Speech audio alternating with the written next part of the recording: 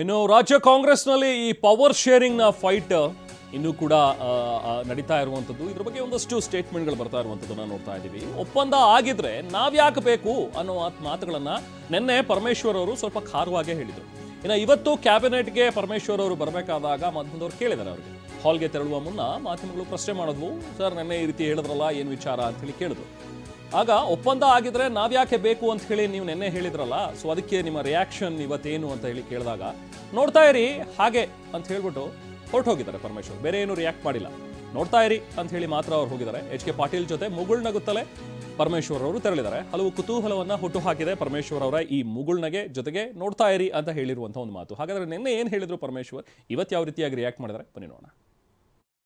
ನೋಡ್ರಿ, ಯಾವ ಒಪ್ಪಂದ ಆಗಿರೋದು ನಮಗೇನು ಗೊತ್ತಿಲ್ಲ, ನನಗೇನು ಗೊತ್ತಿಲ್ಲಪ್ಪ. ನಾನು ಯಾರು 2-3 ಜನ ಕೇಳಿದೆ, ಡೆಲ್ಲಿ ಒಳಗೂ ಕೇಳಿದೆ, ಇಲ್ಲೂ ಕೇಳಿದೆ.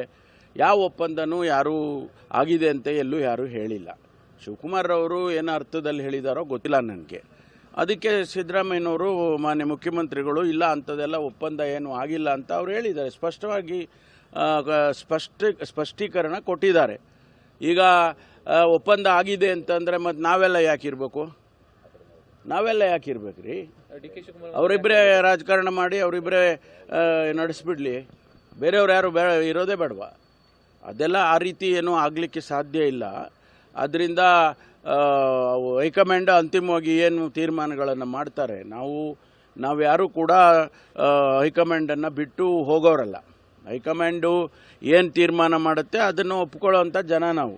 ಆದ್ದರಿಂದ ಈ ಒಪ್ಪಂದ ಅವೆಲ್ಲ ನಮಗೇನು ಗೊತ್ತಿಲ್ಲಪ್ಪ.